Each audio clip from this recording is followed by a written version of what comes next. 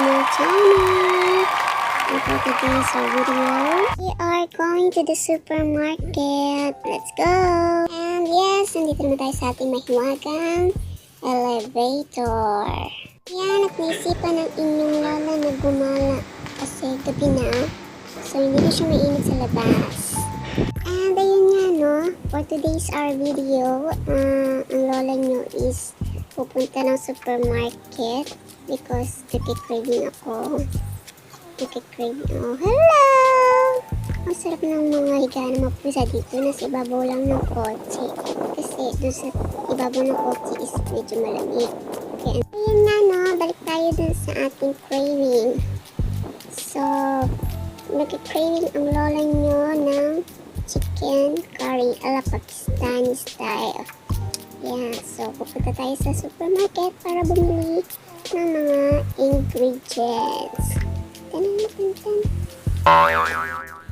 nga, no, guys, nakikita ninyo yan ang Terrell Supermarket. So tatawid tayo sa other side para makarating tayo doon. And then decide kung gusto niyo dito mag-chai, pumili ng tea. Ayan, konting lapad pa. Ayan na ang Terrell Supermarket. Tatawid na naman tayo sa kabilang kanto. Ayan, Talal. Ang laki-laki, diba? Talal Supermarket. Pasok tayo sa loob. Nakikita ninyo ang loob ng Talal Supermarket. Ayan, kukuha na tayo ng ating trolley cart. Ito, kailangan natin yogurt. Isang yogurt. Ayan, nakita niyo dito yung mga juices nila. Ito, isang yogurt. Kailangan natin dito. Meron din dito sa kabila pero mahal yung brand na ito. So, ayan nga, no, pupunta na tayo dito sa Bahay Kubo. Sari-sari. Gulay and prutas. Vegetable and fruit sides. Ayan, makikita niyo ba't ibang klase ng gulay at prutas. So, kailangan natin hanapin ang kamatis. Kamatis at sibuyas.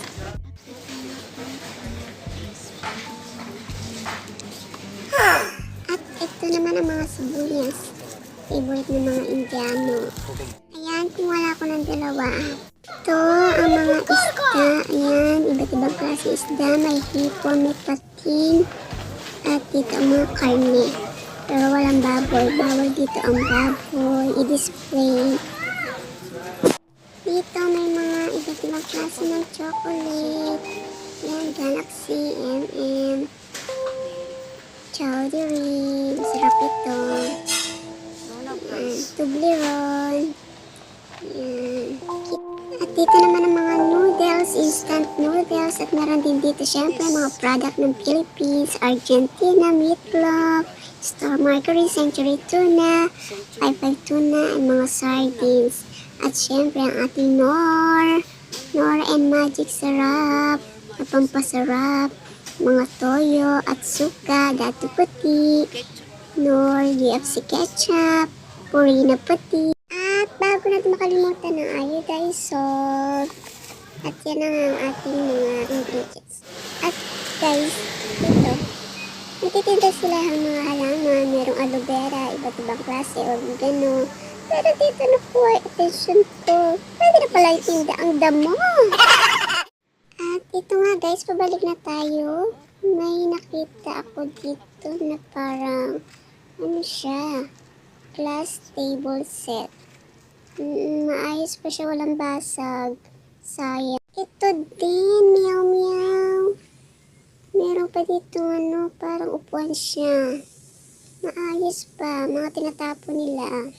At yan guys, umpisa na natin hugasan ng ating chicken wings. Actually, chicken wings lang naman ang lulutuin ko.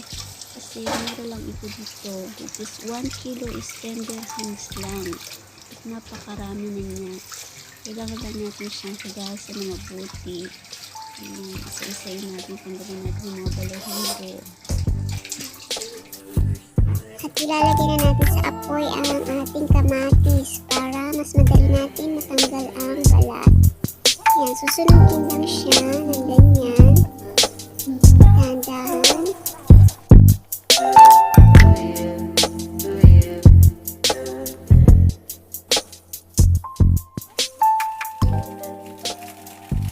Bubuksan na natin ang ating apoy.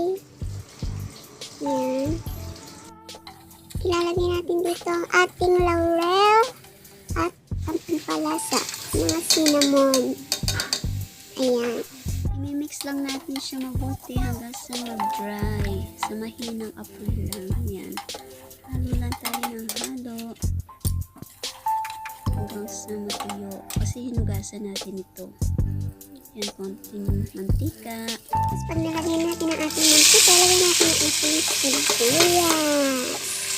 Yan, gigisa natin yan hanggang sa maging brownish na siya. Halo-halo.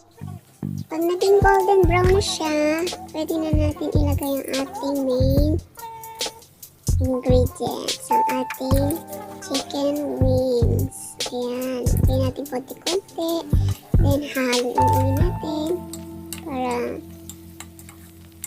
masok yung lasang ingredients natin doon sa chicken wings natin. Konti-konti kasi ang dami nito. Ayan. Then, cover. Tayo natin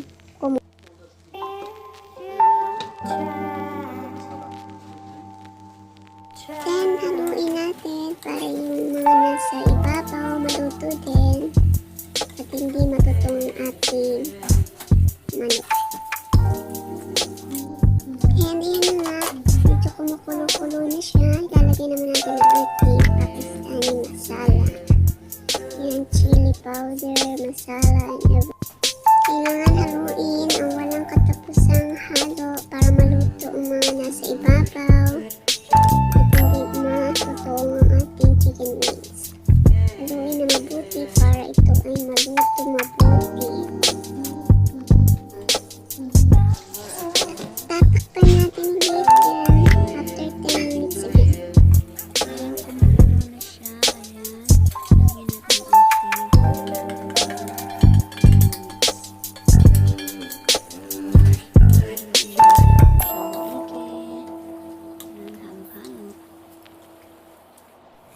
At yan guys, so luto na siya. Kumukulo-kulo na. It's time na para natin ilagay ang ating yogurt. At least 2 to 3 tablespoon ng yogurt.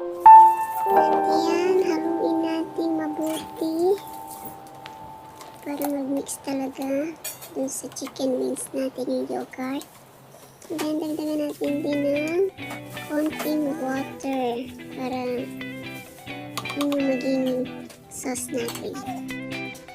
At ito na siya guys. Tan! Ang bango-bango na. Yummy! And that's for now. At ito na nga siya guys. Pinasok ko na siya dito sa room para lumamig. Ayan, thank you. Thank you for watching. Don't forget to like, subscribe, and share our channel. See you again guys. Thank you so much guys for watching. Don't forget to subscribe, like, and share. God bless us. Thank you.